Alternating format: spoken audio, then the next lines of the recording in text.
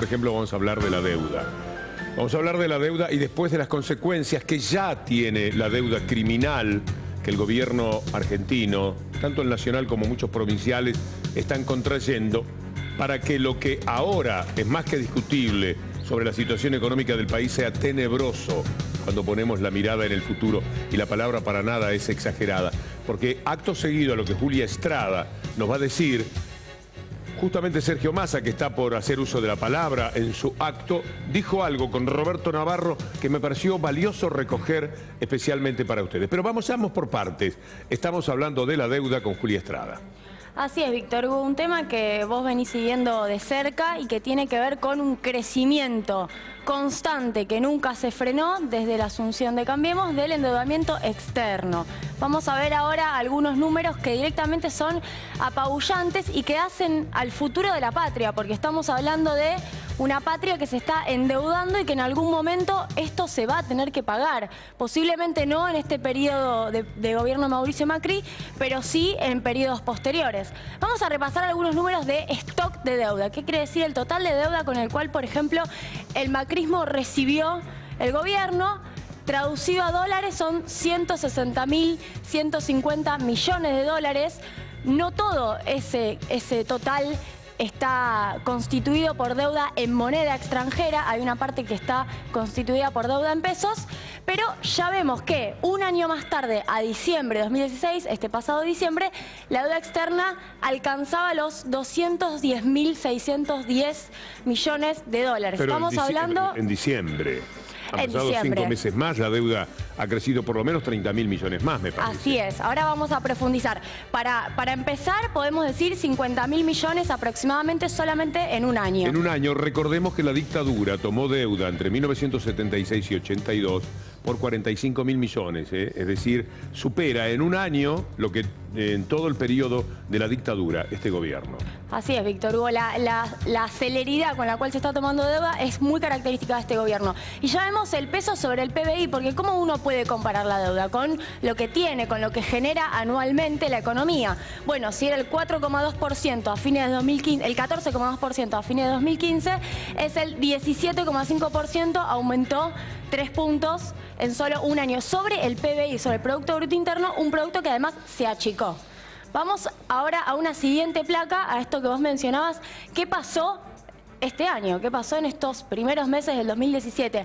En millones de dólares ya se contrajeron 30.812 millones de dólares, valga la redundancia, de deuda externa. Ahora, esta es la que nos cuesta pagar. Esta es la que es difícil de pagar. Esta es la que durante el gobierno anterior prácticamente se redujo hasta ser insignificante y hoy está aumentando. Es la deuda en moneda extranjera, en dólares y otro tipo de monedas que para pagarla necesitas pagarla con esas monedas. Aquí no hay ninguna sorpresa, Julia, porque Macri, en tanto gobierno de Buenos Aires, asumió con el 90% de la deuda en pesos, que era por otra parte deuda baja, 90% en pesos y 10% en dólares. Revirtió eso y se despidió del gobierno, se lo dejó a Rodríguez Larreta, con 90% en dólares y 10% en pesos.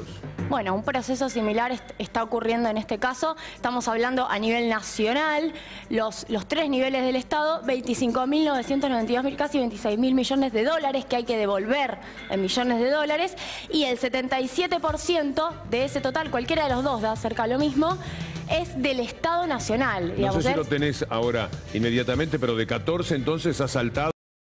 Porque vence en 2017. Hay que ver si esos vencimientos se hacen rollover, es decir, se renegocian y van hacia adelante, o si se pagan este año. Cada renegociación es otro dolor de cabeza peor todavía para el futuro. Así es, la renegociación es patearlo hacia adelante, no es otra cosa. Lo que pasa es que el porcentaje que vos mencionás dependerá de cuánto se renegocie y cuánto efectivamente se pague este año. Vamos a la última placa, Víctor Hugo, vos recién hablabas del endeudamiento provincial. Es muy grave. Hoy, por ejemplo, se conoció la noticia de Río Negro colocando 580 millones de dólares para, bueno, obras de infraestructura. Todos en general dicen lo mismo. Repasemos. De los 25.000, recordemos, esta cifra es la que mencioné antes, 25.992 millones de dólares, es lo que releva el ITE de Germán Abdala. Hay una división entre el Estado Nacional, el Estado Provincial y el sector privado. Bueno, el Estado Nacional se endeudó por casi 20.000 millones, el 76%, la cifra que yo mencioné antes.